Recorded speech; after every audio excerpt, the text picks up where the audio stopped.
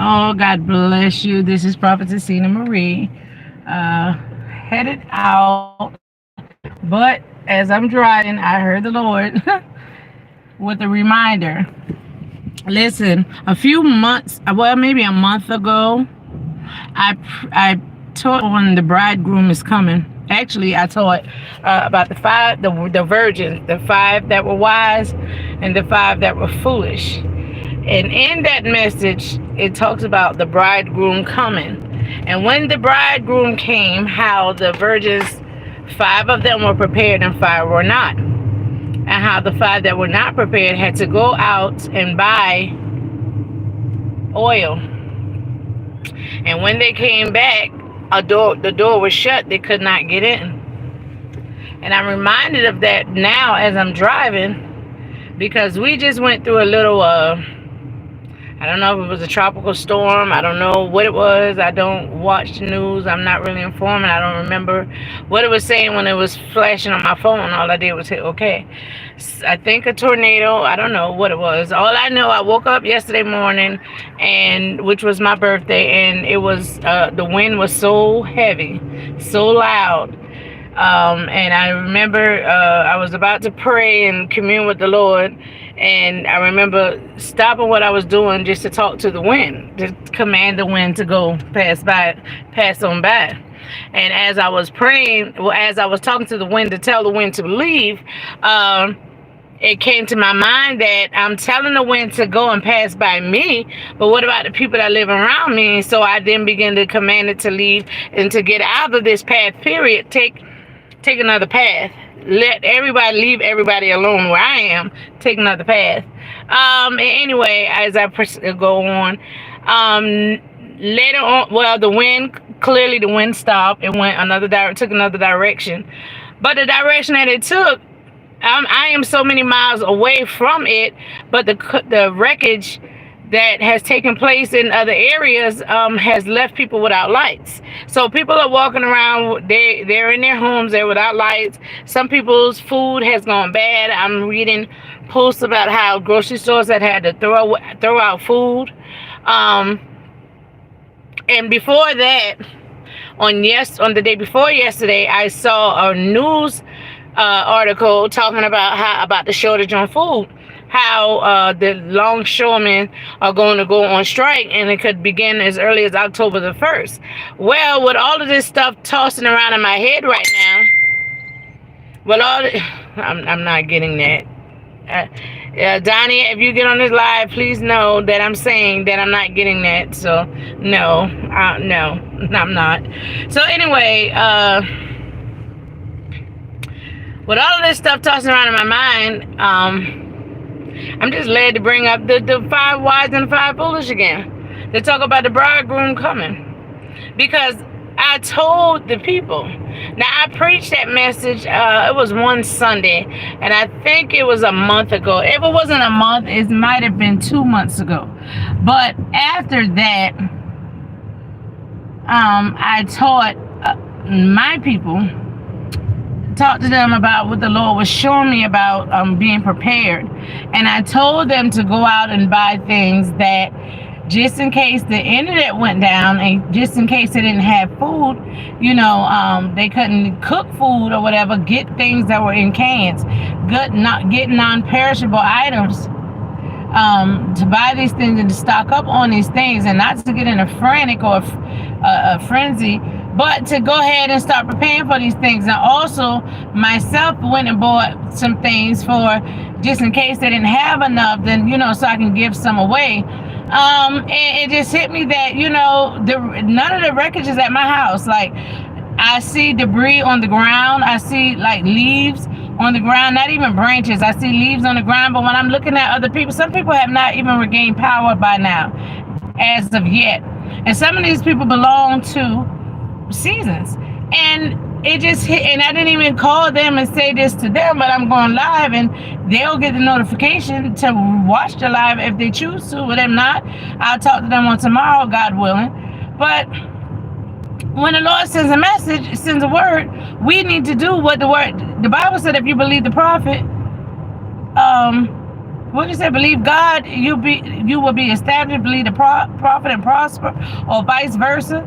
Either way, if God is not going to place a prophet in your path, a true prophet in your path, and for them to lie to you, God is not going to place a prophet in your path just to tell you lies or just to scare you. So the ones that were prepared, if they got prepared, and see, here's the thing: the ones that were prepared, and the ones that, because even one called me and asked me the day before all of this, before they even knew that a storm was supposed to be coming, asked me, what is it that I said for them to go get? Well, I don't know if they went and got it or not, but still, I know they said that they already had some things at their house. So, but the ones that were not, I guess, concerned or whatever, they're the ones that are without power. They're the ones that are without the electricity and had to have gone somewhere else. And so nobody wants to sit up and be without these things. But if the Lord is sending warnings, and I thank and I praise God for reminding me right now, because He's reminding me, because this is not even the big thing. This is not even what the Lord was talking about. But this is the Lord sending warning. And warning comes before destruction. So we need to be like the 5 virgins that were wise and prepare ourselves. Prepare ourselves. When a prophet is speaking, I'm not talking about prophets that are iffy. I'm not talking about a prophet that you don't know that is a prophet. I'm not talking about a prophet that gives secondhand information. I will call him a parking lot prophet. I'm not talking about a prophet that waits till everything is over to come give a word. Now I'm talking about a prophet that gives you a word before things happen, okay? Because God uses prophets to speak. They speak of the past as well. And if they're speaking of the past, they're speaking of the past to remind you of something to help you in your future. And prophets also can give you words, just words of from knowledge, all right? But then they give you prophecies, things that have not even happened yet, because God spoke it and said to say it. And the Bible lets us know that God does nothing unless He reveals it to the prophet. He's not going to do things in the earth unless He reveals it to the prophet. So He's going to give the word. And now there are some people, there's some spirits that will just listen and bring it as well. And understand too, every storm that comes is not from God, because the Bible talks about Jesus crossing over to the other side, telling His disciples they were going over to the other side. Listen, when Jesus says a thing, that's what it is. If Jesus says a thing, that's what it is. So Jesus said, come on, let's go into the other side. They got in the boat, but they were afraid. It was a storm that arose and the people were afraid. Now, I understand why Jesus was telling them, oh, ye of little faith. I used to be like, Jesus, Lord, you just was snapping, you just was saying things, but no. Because He's telling them things and they're not picking it up. He's saying things to the people and they're not perceiving what He's saying. But He's not hiding it, He's playing with it. Parables are sometimes hard to understand. And the Bible lets us know that it's given to us to know that it is given to us to know. We need to search some things out. But some things is just as plain as day. But people are so smart and intelligent that they miss it. And that is why too that God said He take the foolish things to confound the wise. Because God will take the silliest of things that somebody that's so smart, so highly intelligent will overlook. But then a foolish person will catch it. Somebody they're not even really foolish, but somebody people will overlook, that people will say that they don't know what they're talking about.